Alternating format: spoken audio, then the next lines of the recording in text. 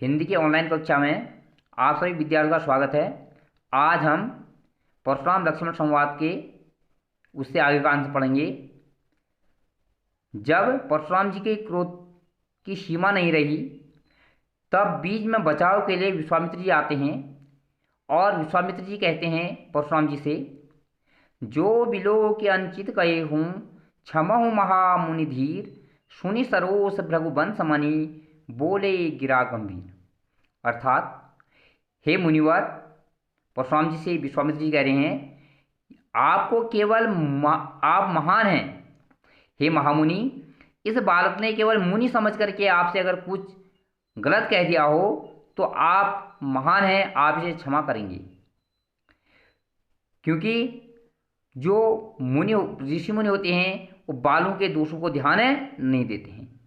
और ऐसे विश्वामित्र के वचन को सुन करके भृगुवंश मणि बोले गिरागमे, तब परशुराम जी अपनी गंभीर वाणी में कहते हैं, कौशिक सुनौ मंद यह बालो, कुटिल काल बस निज कुल घालो, भानु वंशरा केश कलंकु, निपट निरंकुश अबुद असंकु, काल कवल हो ईछन माही, कहो पुकार खोरी मोहि नाही, तुम हट कहो जो चहो बारा, कई प्रताप बल रोष हमारा, लखन कहे मुनि सुजस तुम्हारा, तुम्हें अछत को बरने पारा, अपने मुँह तुम आपनी करनी, बार अनेक भांति बहु बरनी, नहीं संतोष तो पुनि कछ कहूँ, जन ऋष रोग दुसा दुख सहूँ, वीर प्रति तुम धीर अछोवा, गाली देत न पाऊँ शोभा, सूर समर करनी करही, कई न जना वही आप, विद्यमान रन पाय रिपु, कायर कथई प्रताप।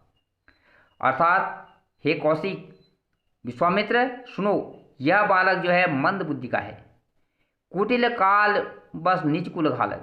यह क्या है? कुटिल है और कुछ ही समय में काल के हवाले होने वाला है। लगता है अपने कुल का घालक है।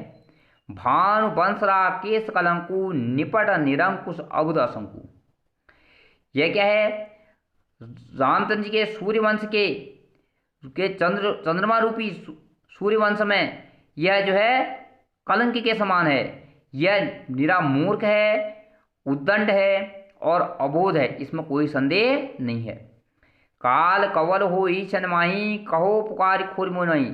कुछ ही क्षण में कुछ समय में ही यह काल के हवाले होने वाला है। इसकी मृत्यु निकट है, नहीं आने वाली है। कहो पुकार खोर मोहि नहीं, मैं तुम्हें पुकार पुकार के कह रहा हूँ, फिर तुम मुझे दोष मत देना।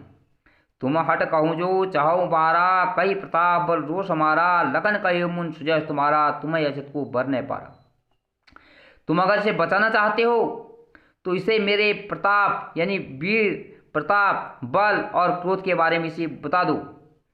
तब ऐसे परशुराम जी के वचन को सुन करके लक्ष्मण जी कहते हैं, हे मुनिवर, लखन कहे मुन सुयश तुम्हारा, तुम्हारे सुयश को, तुम्हें अछत को बरने पारा, तुम्हारे अलावा उसका वर्णन करने में कौन समर्थ है।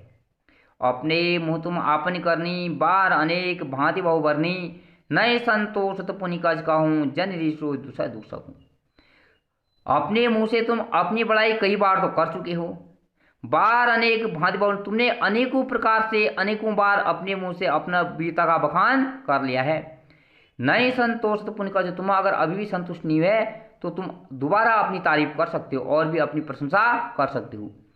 क्योंकि जन ऋषि रोग दूसरा हूँ, तुम अपनी तारीफ को आप बखान करके न करके असहनीय दुख को मस्त हो। वीर व्रति तुम धीर अछुबा, गारी देत न पासुआ। तुम वीर हो, इसमें कोई संदेश नहीं, धैर्यवान हो, लेकिन तुम्हें जो है जैसे मुनियों को गाली देते हुए अपशब्द कहते हुए शोभा नहीं देते हैं। आगे लक्ष्मण जी कह रहे हैं, सूर समर करनी करही, कही न जना वही आप, विद्यमान रन पाए रिपु, कायर कथे प्रताप। जो सूरवीर होते हैं समर में युद्ध में, जो करनी करही, जो करना होता है कर गुजरते हैं। कहे न जना हुआ है आप, अपना बखान करके लोगों को नहीं पता, अपनी वीरता का बखान नहीं करते। विद्यमान रण पाए रिपुन, शत्रु को रण में युद्ध में पा करके, कायर कथे प्रताप, जो कायर व्यक्ति होते हैं वही अपनी वीरता का बखान करते हैं। अर्थात वीर लोग युद्ध करते हैं जबकि कायर व्यक्ति अपनी वीरता का बखान करने लगते हैं। लक्ष्मण जी के ऐसे वचनों को सुनकर परशुराम जी का क्रोध फिर चरम पर आ गया। तुम तो काल हाँक जन लावा, बार बार मुझ लाग बुलावा, परशुराम जी कहते हैं लगता है ये तो मृत्यु को न्योता दे रहा है जो बार बार मेरे मुंह लग रहा है। सुनत लखन के वचन कठोरा पर सुधार धरेव कर घोरा।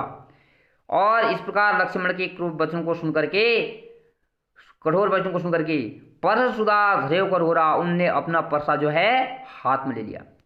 अब जन दे दोष मो लोगो कड़वादी बालक बजोगु बाल बिलोगी बहुत मैं बाचा अभ्यो मरण हार भाषाचा। अब जन देव हे लोगो सभासदो, अब तुम इसमें से कोई मुझे दोष मत देना, क्यों मैं इस कटुवादी अर्थात कटु वचन बोलने वाले बालक का वध करने जा रहा हूं। बाल बिलो की बहुत मैं बाचा अभ्यो मरण भार वाचा। मैंने बालक समझ करके इसको बहुत क्षमा किया, लेकिन लगता है अब यह मरने ही वाला है। कौशिक कहा क्षमा अपराधु बाल दोष गुण गणहीन साधु। इतने में विश्वामित्र जी बीच में आ जाते हैं और कह रहे हैं, हे कौशिक, विश्वामित्र जी कहते हैं हे मुनिवर, बालक का अपराध क्षमा करें, क्योंकि जो ऋषि मुनि होते हैं, जो साधु लोग होते हैं, वे बाल बच्चों के गुण दोष नहीं गिनना करते, उनको वह ध्यान नहीं दिया करते। खर कुठार में अक्रुन कोई आगे अपराधी गुद्रोही उत्तर दे छोड़ो बिन मारे केवल कौशिकशील तुम्हारे। परशुराम जी कहते हैं यह जो मेरा परसा है खर कुठार, यह बड़ा निर्दयी है, मैं अक्रुन कोई, यह बड़ा निर्दयी है, इसमें करुणा नहीं है, और मैं बहुत क्रोधी स्वभाव का हूँ। आगे अपराधी गुरुद्रोही, और यह मेरे आगे ये क्या है, अपराधी बालक है, गुरुद्रोही बालक खड़ा है। उत्तर दे छाड़ो बिन मारे केवल कौशिकशील तुम्हारे। हे कौशिक विश्वामित्र, जब तैसे उत्तर तेरा है, मुझे बार बार अब तक मैं इसका वध कर दिया होता, लेकिन अब तक मैंने इसको जीवित छोड़ा है तो केवल तुम्हारे शील स्वभाव के कारण, क्योंकि मैं तुम्हारा सम्मान करता हूँ। नत्य काट कुटार कठोरे गुरई उरिन हो तेव उत्सम थोरे। नहीं तो अब तक मैं क्या करता, इसको अपने इस कठोर कुल्हाड़े से इसको काट दिया होता, इसका वध कर दिया होता। गुरई उरिन होते समय यह बिना परिश्रम के ही जो है अपने गुरु के ऋण से उरण हो जाता। गाद सुनका हृदय हंसी मुनि हरिहरे सूझ अयमय खान उपमय अजहुन सूझ अबूझ। गाद सुनका हृदय हंसी, गाद पुत्र अर्थात विश्वामित्र जी परशुराम जी के ऐसे वचनों को सुनकर के मन ही मन हंसते हैं। मुनि हरिहरे सूझ अर्थात मुनि को उन्होंने अपने मन ही मन हंसते हुए कह रहे हैं, मुनि को सब जगह हरा हरा भरा ही दिख रहा है, अर्थात जो है सावन के अंधे को हरा हरा दिखता है, अर्थात कहने का लक्ष्मण को सामान्य बालक समझ रहे हैं। अयमय खाण उपमय, यह क्या है, अयमय मैंने लोहे से बनी खाण है, तलवार है, न उपमय गन्ने से बनी जो क्या है गुड़ नहीं है, अजाओ न सूझ अबूझ। अब भी जो है परशुराम जी इस चीज को नहीं समझ पा रहे हैं, अर्थात लक्ष्मण जो है, लक्ष्मण वीर हैं, अभी भी उनके समझ में ये बात नहीं आई। कहूँ लखन मुनि शील तुम्हारा को नहीं जान विदित संसारा, माता पिता उरिन भई नीके गुरी रनु रिनु रहा सोच बड़ जी के। सोजनो हमरे माथे काढ़ा दिन चल गए ब्याज बड़ बाढ़ा, अब आनी व्यवहारिया बोली तुरंत देव में थैली खोली।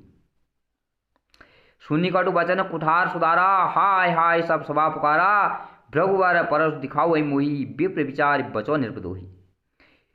मिले न कबो सुवर्ण रन गाढ़े द्वि देवता घरे के वाड़े, अनुचित कई सब लोग पुकारे रघुपति सैनई लखन निवारे।